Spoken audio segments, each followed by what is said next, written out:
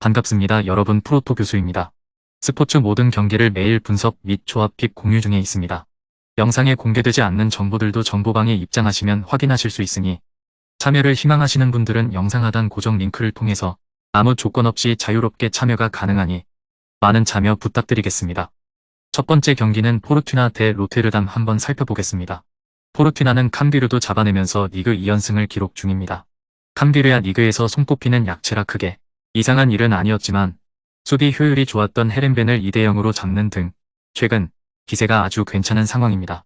일마제의 활약이야 페널티 2방이 전부지만 최근 기록하고 있는 골이 모두 박스 안에서 이루어지고 있는 모습, 롱볼로 박스 안으로 공을 직접적으로 투입하고 최대한 가까운 곳에서 슈팅을 만들도록 유도하고 있는 셈입니다. 물론 이 방식이 공중볼 경합 능력이 최상위권인 스파르타에게 잘 통할지는 알 수 없지만 최근 두 팀의 맞대결에서 난타전이 일어나는 경우가 잦았음을 감안하면 쉽게 넘기기 어려운 페이스입니다. 다만 본인들도 상대의 헤더에 상당히 고전했음은 감안해야 할 듯 측면에서 약점을 드러내고 있는 상황이기도 하고 마지막 대결에서도 헤더로 골을 2방이나 허용하면서 대량 실점을 허용했던 적도 있었습니다. 스파르타는 최근 두 경기 연속으로 무승부, 네이메언에게 경기 주도권을 완전히 내주었음에도 끈질긴 수비로 승점 1점을 얻어낸 모습은 긍정적으로 평가할 만하나 유럽 대항전 진출을 확정짓기 위해서는 더 분발할 필요가 있을 것으로 보입니다. 지난 경기 베르슈렌이 코너킥에서 골을 기록했는데 이 선수의 활약을 주목해볼 필요가 있습니다. 공중볼에서 아주 두각을 드러내는 유형이고 지난 시타르트와의 맞대결에서도 헤더 2방으로 3대1 승리를 따내게 한 장본인이기 때문 올 시즌 스파르타는 공중볼 경합에서 리그 1위를 기록하고 있는데 베르슈렌이 기여하는 바가 매우 크다고 할 수 있습니다. 롱볼과 세트피스 빌드업을 주로 사용함에도 공격 효율에서 리그 상위권을 달리고 있을 만큼 결정력이 뛰어난 타입입니다. 시타르트의 롱볼만 조심하면 큰 수비적인 누수는 없을 것입니다. 압박에 능한 타입이고 슈팅을 최대한 박스 바깥에서 하도록 만드는 데 능한 팀이기 때문에 수비적인 불안감은 크지 않은 유형입니다. 스파르타가 유리한 매치, 스파르타가 자랑하는 공중볼 경합이 키포인트로 시타르트와 비교하면 공중볼 경합 능력에서는 한 수 위의 기량을 보이고 있습니다. 시타르트에게 덜미를 잡혔을 때는 꼭 헤딩 실점이 하나씩 나왔는데 이를 최대한 억제할 수 있다는 점은 다행이죠. 직전 맞대결에서도 헤더 2골을 넣었던 베르슈엔이 지난 경기에서도 세트피스에서 골을 넣는 등 좋은 기억을 다시 상기시켜 볼 만합니다.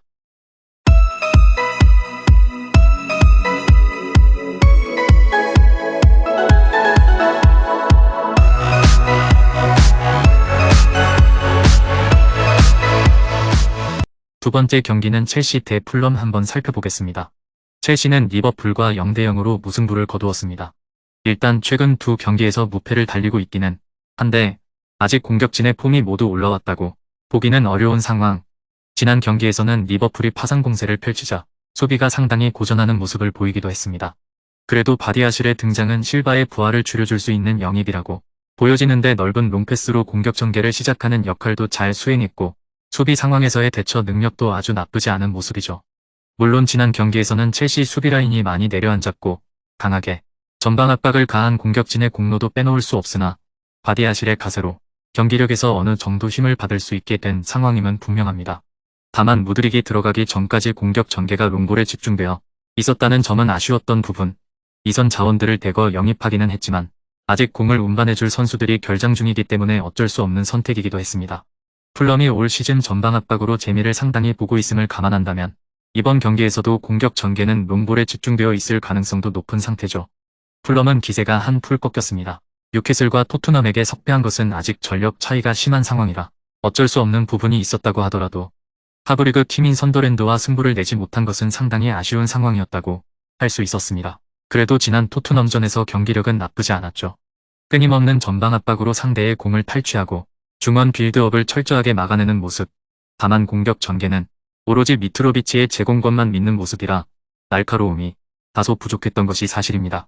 물론 수년되었던 첼시와의 리그 경기에서 크로스와 제공권을 바탕으로 경기를 따내기는 했지만 그 당시에는 펠릭스의 퇴장으로 수적 우위를 잡은 상황이었습니다. 그래도 강한 전방 압박으로 첼시의 라인을 아래로 내리게 할 수 있기는 할 것으로 보입니다. 공격에서의 빌드업을 롱볼로 제한할 수 있는 상태입니다.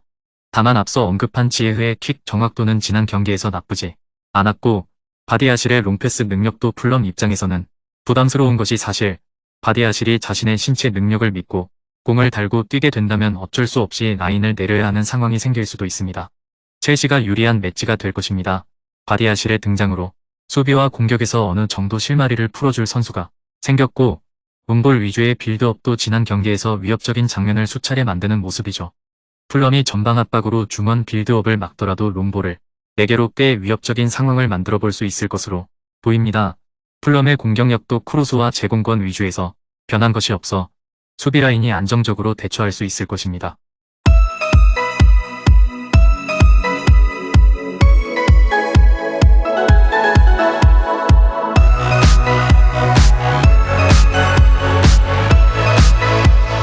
마지막 세 번째 경기는 빌바오 대 카디스 한번 살펴보겠습니다.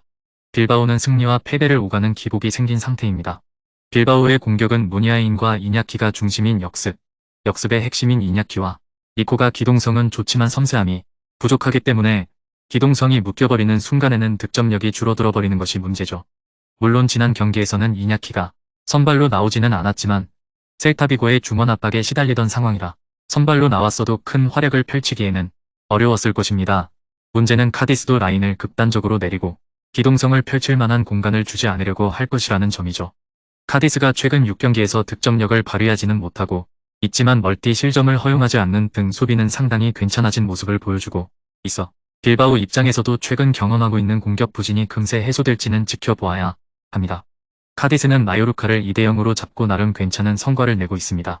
아직 득점력에서는 의문부호를 가져야 하는 것이 옳아 보이지만 앞서 언급했다시피 수비력이 상당히 좋아진 상황이라는 것은 확실합니다. 카디스는 라인을 극단적으로 내리고 플레이할 것이 유력합니다. 빌바오의 기동성을 봉쇄해야 하는 데다 라인을 내리고 버티면서 아틀레티코를 잡고 비아레알과 베티스와 비기는 성과를 낸 적이 있었기 때문이죠. 내려앉았을 때 상대가 활동할 공간을 주지 않는 데 능하기 때문에 빌바오가 역습에 필요한 공간을 확보하지 못하게 하는 효과는 확실할 것으로 보입니다.